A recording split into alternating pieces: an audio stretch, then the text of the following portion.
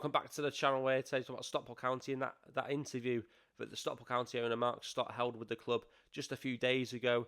I've taken a little bit of time to sort of read through, watch it back, and make my own mind up, I suppose, of what I think of the interview. For me personally, I think it was a good interview for the club. I think it was really well done.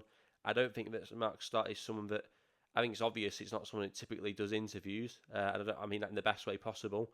I think that he grew into the interview. I think his confidence speaking grew as time went on. I think he got more comfortable as time went on. But I think on the whole he spoke very well, and I think it was a very honest. I think it was a very positive interview though, and I think that it leaves you with no worries that the club isn't in the right hands. It leaves you with absolute certainty that this club is going to go in the right direction, which is what you want from an interview with obviously your owner, the football club.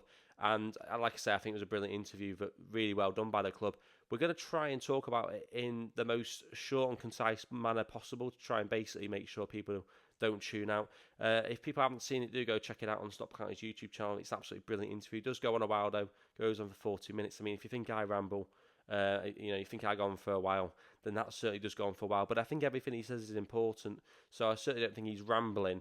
I think that obviously the right questions were asked. I think they were very well answered as well. So it is a really good interview with the owner, which, as I say, doesn't happen too often. But we get a real insight for how Stockport County have worked behind the scenes over the last few years and how I suppose they'll make a transition moving forward. Just before we get into that, of course, we are going to talk about Paddy Madden, who has, of course, in the last few days, officially signed for Chesterfield. Obviously, we knew he was going to move on from County. It's sad to see him go. Obviously, it's sad to see him sign for another club. But like I said a few videos ago, I think it was, at least he signed for a club in League Two. It would be a really, really tough one to take if he'd signed for a club in League One. And good luck to Paddy Madden in League Two. I'm sure he'll fire in a load of goals for Chesterfield. And I'll have to keep an eye on him, to be honest, because I think he's an absolute legend of football club, and I do hope he does well at Chesterfield. I'm just gutted that he's not going to be at Edgeley Park next season, because I think we're really going to miss him. But obviously Stockport County are looking to do business. They are looking to sign a striker, and for me, I don't see it as a replacement of Paddy Madden, but a player that played alongside, I suppose, Paddy Madden for a short amount of time last season. It is Louie Barry, of course, who was on loan from Aston Villa, and we do know that Stockport County are pushing to try and make that deal happen, and Mark Stott did speak about that in the interview. The county owner spoke about Louie Barry in the interview, and he said, "We're really trying. I'd like to buy Louie. At his age, with his talent, he can unlock real value. Watch this space. I'd love to have Louie in the building for the next few years." Very interesting. He speaks a lot throughout the interview about in terms of signing younger players, having long-term contracts or longer-term contracts, and also having that sell-on value or that value for a player. The players creating a value for the club. So obviously with Louie, it looks like he wants to sign a player because he's a good player in his opinion, but also because if he does decide to move on, there is that sell-on value, which obviously can bring more money into the club. We can make a little bit more profit, and that obviously keeps the club being sustainable. The word sustainable gets used quite a lot during the interview. Obviously, from an owner's point of view, they have to look at the sustainability of the football club. They have to look over the financial side of things, and we don't want to be a football club that goes up to League One, doesn't really look after the football club sustainably, and falls straight back down, because we've had that happen before. So obviously fans might not like hearing the word sustainable and things like this, and hearing about doing things for financial gain, but it's something we have to understand does happen in football. So he spoke about what he says about Louie Barry, and also long-term contracts, which I mentioned. He kind of says that there is more of an emphasis going forward on longer-term contracts, but also for younger players. In terms of the Paddy Madden situation, he does also talk about during the interview, and this is what he had to say on it. He said long-term deals should be given to players who can create value. It's sad because Paddy created value in the club. He's a talisman. The age he's at, we couldn't give him the contract he deserves. Chesterfield have. We wish him well. I mean, for me, I found this probably one of the most difficult parts in the interview personally, because he also does go on to confirm that Ben Hinchlife's been offered a new 2-year deal. I find that difficult to accept. That a goalkeeper, I know he's a goalkeeper, but 36 years of age, Paddy Madden was 34 years of age. I think that both of them created a lot of value for the football club, have created a lot of value for the football club. And if you're going to make an exception to the rule on Ben Hinchliffe, I think really you've got to be equal and give that exception to the rule on Paddy Madden as well. Just a small disagreement I had. On the whole, I thought he spoke really well, and on the whole, I agreed with most of what he said.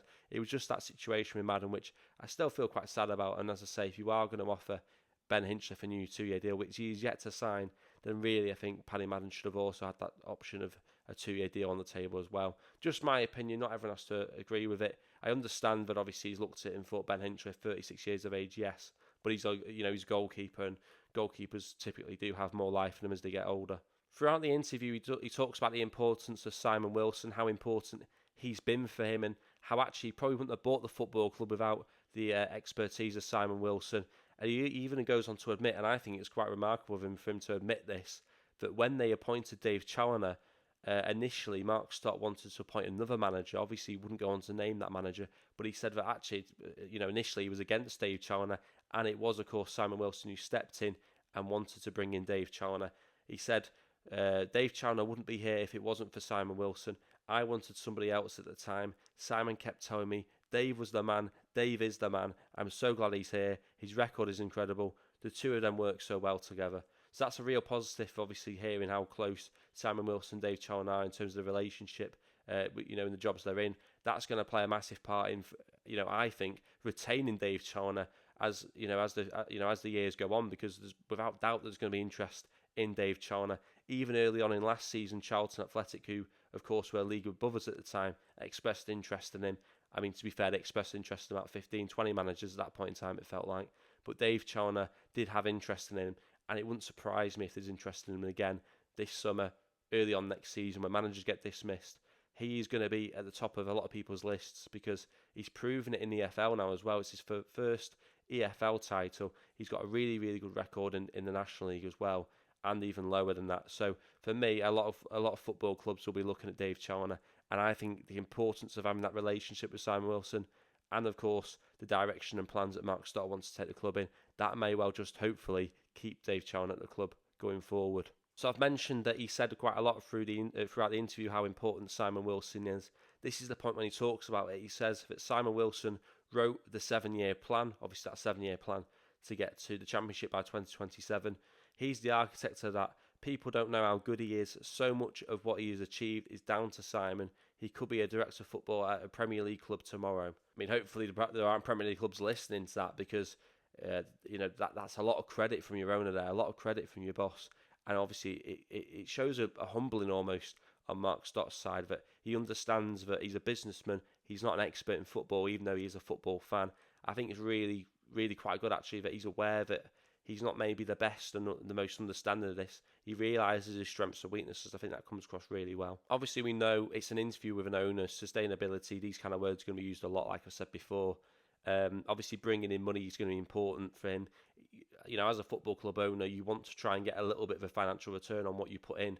And you could forgive him, I suppose, for putting ticket prices up. He speaks about ticket prices. When speaking about minimising ticket price increases, he said it's important not to price fans out who have been here long before me. We've got to reward loyalty. There's a lot of negativity around Premier League clubs. I'd never want us to be seen in the same light. Obviously, we know there was issues with ticket prices last summer. They went back on it due to fan backlash very quickly, to be honest. And hopefully we don't have a similar situation this season. To be fair, I've not seen the match day prices yet. I don't know if they've been announced or I've just not seen them in terms of match day ticket prices. I have seen the season ticket prices, and I think it's an increase of £30 for an existing season ticket member and an extra £60 for a new member. So I think it was £405 or something last year, £465 as a new member this season, £435 if you want to retain your membership. I don't think that's too bad personally, but let me know your thoughts in the comment section below. Do you think that ticket prices will increase too much this season, and are you worried that you may well be priced out going to Edgy Park next season? And speaking about the budget in terms of the last few years, he said we've had a top 3 budget each year. This year it will be a top 10. We're going to be competitive. The loan market really opens up. Simon's relationship helps that. For me, the aim should be playoffs. I think Dave and Simon would say top 10. I mean, I'd say top 10, to be honest. I think what's very obvious very early on in this interview, to be honest, is how optimistic Mark Stott is. Every year he believes we're going to win the league, and I think that's a little bit of hope, a little bit of blind hope almost at times. I think it's very obvious Simon Wilson, Dave Challoner, they're very much the realistic ones who say top 3, whereas he will say top 1, and I think that's pretty obvious. But obviously, if they're saying top 10, I think that's the right approach. That's not saying we can't finish higher than that, but it's saying let's set the expectation not too high, because if we set it too high and we can't reach that standard, we won't feel satisfied with our season. And ultimately, Stockport County should be satisfied. They should be happy if they manage to avoid a relegation battle next season in League One and finish comfortably in the top half of the table. That would be a brilliant first season back in League One. Like I say, throughout the interview, there's a lot of things that get discussed that, for me, just go beyond football. The education programs they're trying to run, everything else behind the scenes they're trying to do.